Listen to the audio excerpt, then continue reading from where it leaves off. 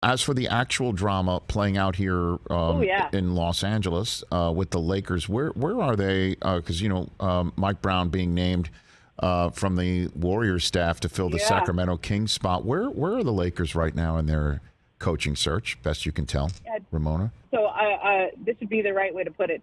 They are taking their sweet time. Right. Right.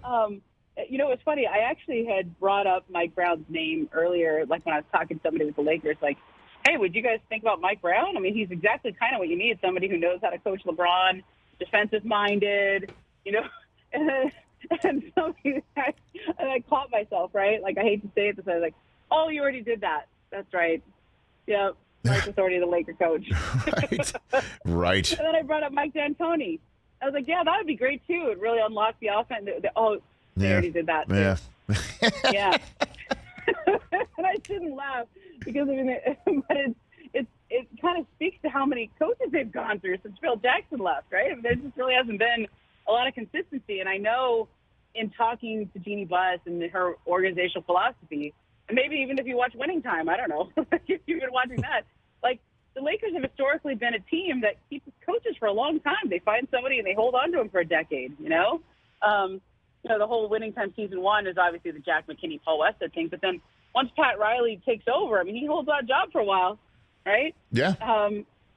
Same thing with Phil Jackson. He was the man, and so it's just hard to find somebody to replace somebody with that kind of status and legendary gravitas. I guess you want to use that word, but. I don't know. I don't know if they know what they're looking for, to be honest. I think they're kind of surveying the field, talking to a bunch of people. Some of them are assistants. Some of them are guys who've been coaches before.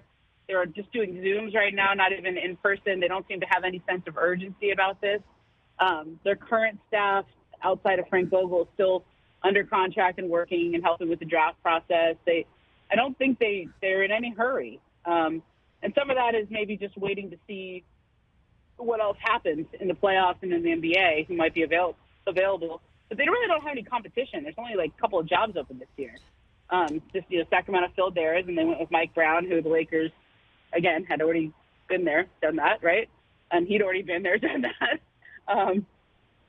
So the other one is Charlotte. I think, Charlotte has a couple of options. Mike D'Antoni seems like he's in a good spot for that job. Again, been there, done that. And so the Lakers really have their pick.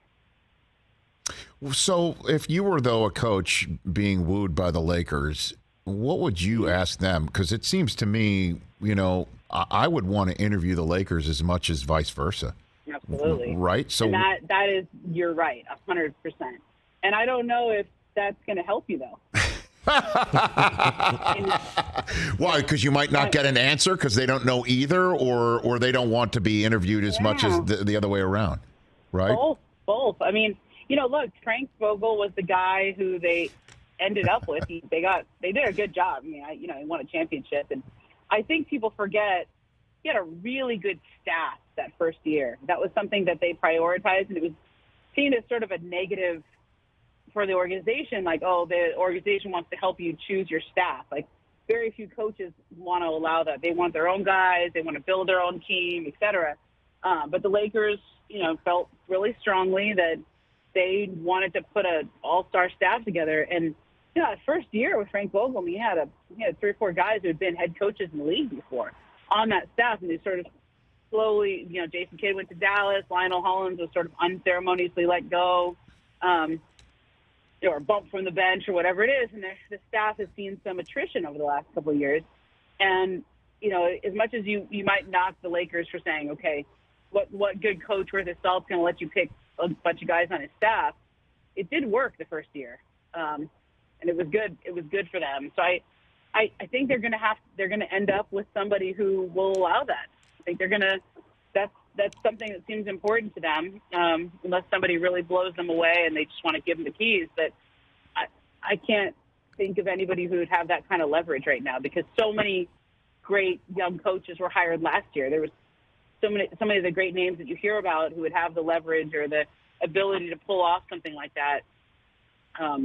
They were all hired. They had a lot of openings last year, so there's just not as many candidates that you would think in that role. Hey, you watched all the way to the end. Thanks for that. Watch more right here.